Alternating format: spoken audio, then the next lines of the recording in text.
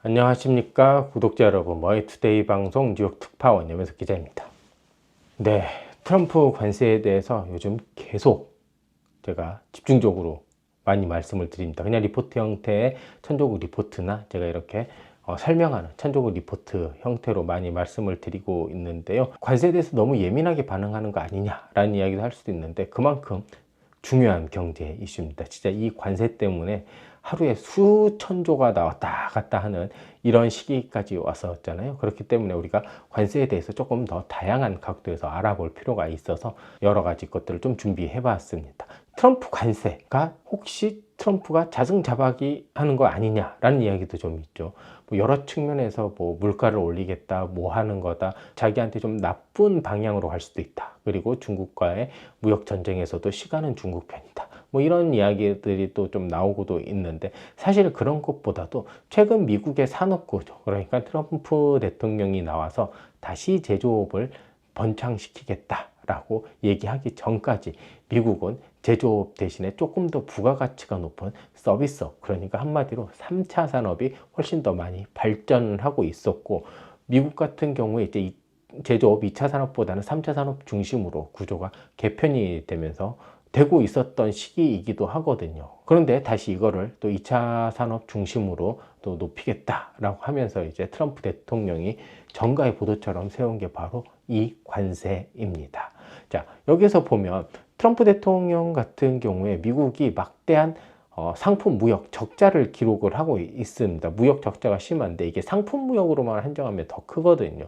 이를 해소하기 위해 상품이 왔다 갔다 할 때 내는 필수적으로 부과가 되는 이런 관세를 이렇게 무기로 꺼낸 건데요. 그런데 이게 최근에 또 이런 얘기도 나오고 있습니다. 이렇게 상품 무역 같은 경우에는 미국이 굉장히 대규모 적자를 보고 있지만, 이게 또다시 서비스업 같은 경우에, 그러니까 3차 산업 같은 경우에는 완전 반대라는 겁니다. 우리가 서비스업이라고 하면 얼핏 하면 계산이 잘 안 쓸 수도 있는데, 3차 산업 같은 경우에는 이제 다양한 제조업 이외에 1, 2차 산업을 뺀 나머지 산업인데, 우리가 지금 많이 하는 거는 뭐 스트리밍, 구독, 그 다음에 금융 자문, 그 다음에 경영 컨설팅, 뭐 보험, 금융업, 이런 것들이 전부 다 서비스 분야에 속하게 됩니다. 그리고 이런 것들은 미국이 굉장히 수출을 많이 하고 흑자도 많이 보는 분야입니다. 하지만 트럼프 대통령 같은 경우에는 이런 서비스 수출은 자신들의 관세 계산에서 제외를 했습니다. 그런 서비스들 같은 경우에는 사람들이 마음을 움직이는 거잖아요. 그렇기 때문에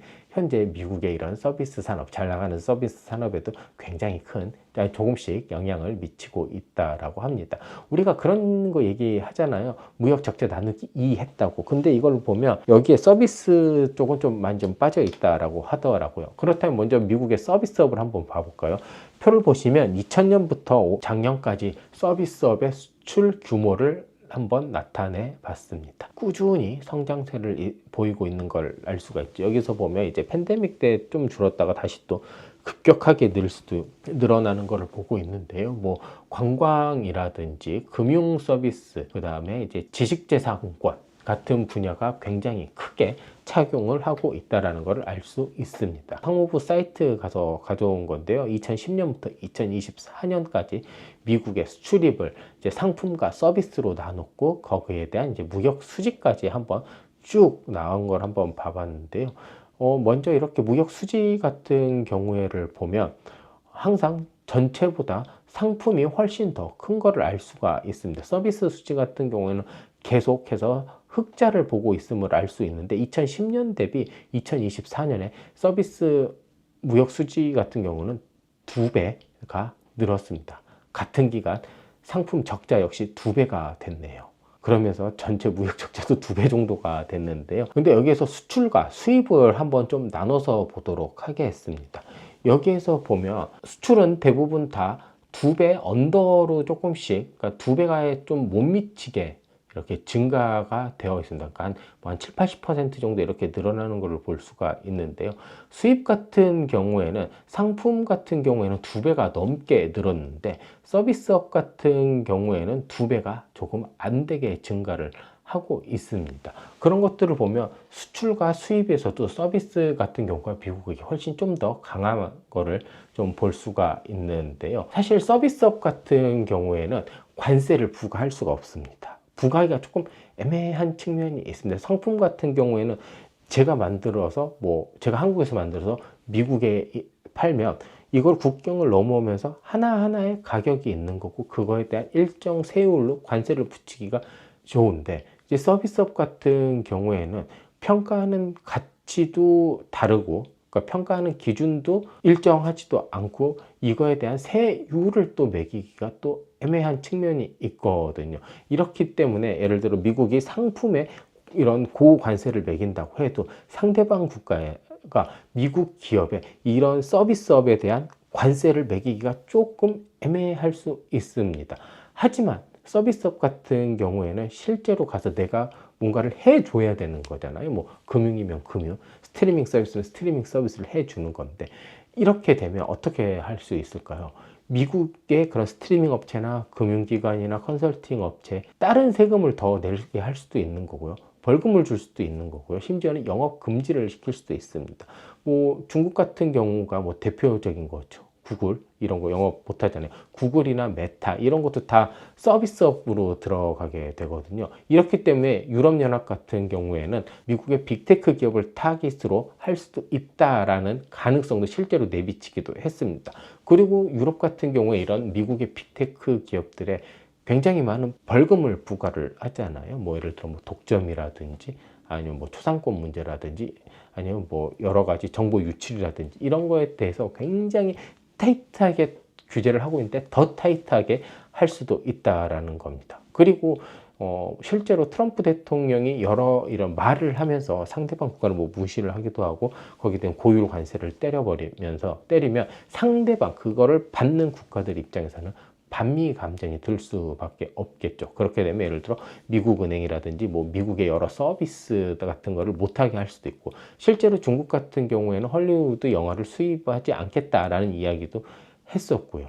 그렇게 되면 이런 트럼프가 지금 얘기하고 있는 그런 방식대로 무역이 개편이 돼서 여러 가지 상품 위주로 간다면 잘 나가는 미국의 서비스업은 오히려 더 쇠퇴할 수도 있는 가능성이 있다라는 겁니다. 그리고 지금까지 미국 같은 경우에 제조업을 미국이 발달시키면 안 된다 이런 건 아닙니다. 그런데 미국이 제조업이 죽고 서비스업이 발달을 하게 된 근본 원인이 있습니다. 이게 미국 같은 경우가 지금 조금 좋게 얘기하면 세계 경영, 경찰 국가의 역할을 하면서 어찌됐건 내가 대장이면 조금 이뤄줘야 되는 것들이 좀 있잖아요. 그런 것들을 하면서 예를 들어 본인이 가지고 있던 2차 세계대전까지만 해도 전 세계 최대 공업국이었고 그 이후에도 마찬가지였고, 근데 그 이후에 2000년 넘어서 중국이 WTO에 편입이 되면서 중국 중심으로 제조업은 그쪽으로 넘기고 미국 같은 경우는 그때부터 서비스업을 굉장히 발달시킨 거거든요. 그러니까 일종의 이거는 경제 교환 관계가 이루어진 겁니다.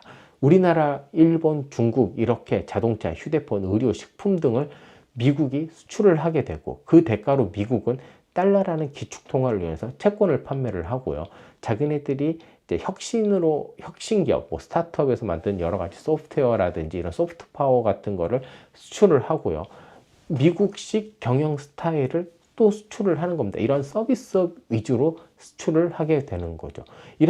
그러니까 당연히 이런 관계를 수십 년 동안 해왔기 때문에 해외 상품 수입이 증가를 한 거고, 그렇게 증가를 하면서 이런 서비스, 고부가가치 산업들이 발달을 하면서 미국 내 임금 상승이 있었기 때문에 이제 제조업들은 그 임금을 이제 감당을 할 수 없어요. 문을 닫고 그런 것들은 다 외국으로 우리나라를 비롯한 일본, 동남아, 중국으로 넘어가게 된 거죠. 그렇기 때문에 상품 무역 적자는 계속해서 역대 최대를 겪을 수밖에 없는 거다. 구매력은 있는 거거든요. 서비스업들이 발전하면서 오히려 그런 부가가치는 더욱더 높아졌기 때문에요. 그렇기 때문에 2024년 기준으로 1조 2천억 달러가 넘는 사상 최고의 상품 무역 적자를 겪게 된 거고요.